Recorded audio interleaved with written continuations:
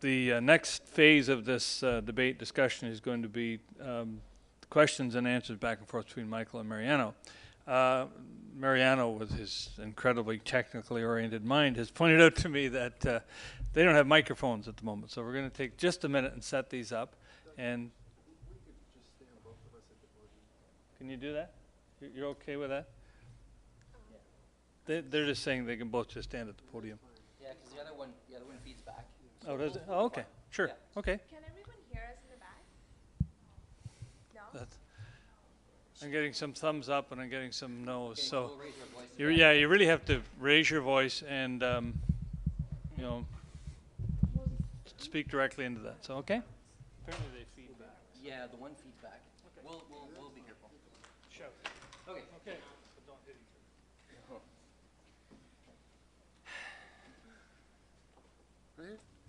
Okay, thank you. Okay, so I guess my first question for Mariano would be then, and I don't want to, keeping within the frame of the debate, I don't want to turn it into does God exist, but what is your foundation, or what is your justification for believing that there's a God component in morality? I understand that you say that His essence is what brings us, makes us moral, but how do you come to that conclusion? And just to clarify, I did not mean to imply, I know I stated it outright at the beginning, but following it might have seemed as if I was implying that you sort of receive this morality within you by adhering to God or recognizing, but I was not implying that whatsoever. Okay. What I'll get at this point, since I didn't bring it up at all, is that it's by the nature of us being created in God's image, part of what that means is that we have that moral nature within us as well. And so that's why I could very well agree with you that harm is wrong and still decide to go and do it, right? Because it could benefit me, it could benefit my particular in-group. And yet there's something else. You see, there's naturally occurring within me, and I'm talking about nature now, there's an impulse that says, if you must put your own life in danger to benefit the group, to help somebody else, and yet there's another instinct as well saying, don't help because there's self-preservation, just preserve yourself. And yet there's something else, it's the something else that tells me to choose the one over the other and to go ahead and help that person, even though I feel an instinct both ways, to help them and to not help them, to help the group and to help myself. There's something else. And so I could agree that harm is wrong, but still decide that I want to do it because there's some benefits, but there's that something else that's telling me not just to choose one instinct or the other or use different parts of my brain, but something else beyond or behind it. And I hope that answers the question. Oh, incidentally, this isn't a question, but I hope I didn't imply that Sam Harris and other people who make likewise statements are anyway implying that rape is moral. They're most certainly not. They're most certainly not. I just realized that it might have come across that way. They see an evolutionary advantage, but they do not claim it is moral. Just okay. Well,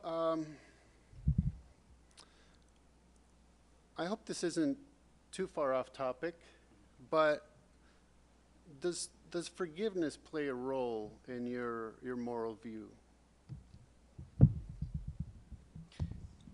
Yeah, it certainly does. It does because of the psychological benefits. I mean, we have evolved social codes of conduct, you know, which just by the nature of being human, most of us aren't naturally, you know, we have a propensity to follow. And I'm not an expert in animal behavior, and that's what we are. We're animals, so I consider it the same thing. But yes, I mean, if you look at canines, for example, canines when they wrestle, sometimes one of them will nip too hard, and the dog realizes, uh-oh, I made a boo-boo, and they'll bow, they'll back off. And it's natural for the canine to say, oops, I'm sorry, please continue playing with me because your friendship benefit, is important to me. And humans are the same thing, so we naturally have a sort of an, oh, it's okay, I forgive you response when someone says, hey, look, I messed up, I apologize, I still value your kinship or whatever it is. So yeah, I mean, it's part of what makes up our human interaction. It's just the way we're wired. Oh, my turn. Okay, my question then, if, Saul of Tarsus said that morality is stamped and is engraved in every man's heart, right? And I presume you probably agree to that to some extent. My question is then, if that is so, then how do you account for someone with a mental disability that renders them incapable of having the same moral capacities that most of us have? 1% of the population are born with an amygdala that's 17% too small, and they simply don't experience empathy.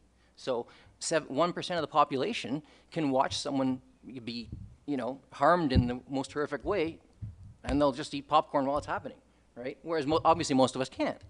So if God gave us all of the capacity for morality, then why is it 1 out of 99 of us seems to be damned from birth to be a sinner? Well, that's an interesting phrase, damaged from birth to be a sinner. But that might be another debate. Although C.S. Lewis stated that he was surprised people quarreled about the doctrine of original sin, that is, as he thought it was the only one for which there was ample evidence. Yes, I would certainly agree with Paul in that it is within us, but an odd factor comes into play, and the way I would term it is that the Bible presents the theory of devolution, and that is it certainly takes into consideration that we are devolving from this state of perfect creation to where, yeah, most certainly people will be born with certain genetic deficiencies. And I think the case of psychopathy is particularly fascinating because the literature seems to agree that psychopaths, for instance, I know you were referring to other cases as well, but they know right from wrong. They know it intellectually, and yet you're right. They do experience emotions as well, but they're sort of very shallow emotions, and I think that the lesson to be learned is that it takes more than the intellect and more than the emotion. That it's not just based on your emotion. If you know right from wrong, you have the bases upon which to act and perform the moral action. Because what I can't wrap my mind around is in psychopaths, for instance, is if they can't feel, for instance, compassion or empathy to a deep degree that would affect them deeply, why aren't they known for their benevolence? Why is it always malevolence? I mean, if they don't feel either way, then why one and not the other? I'm not sure what to make of that, but it's fascinating.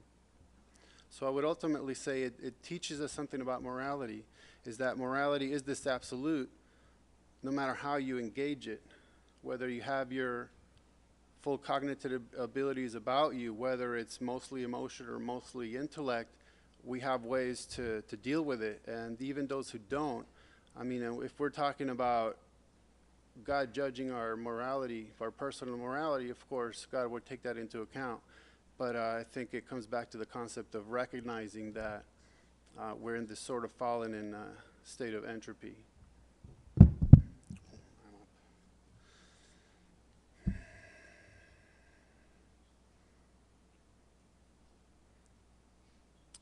I think that ultimately I seem to be kind of stuck on the concept of harm because, again, it's something upon which we agree, but it does seem to always come back to I will cease from harm because it will ultimately benefit me.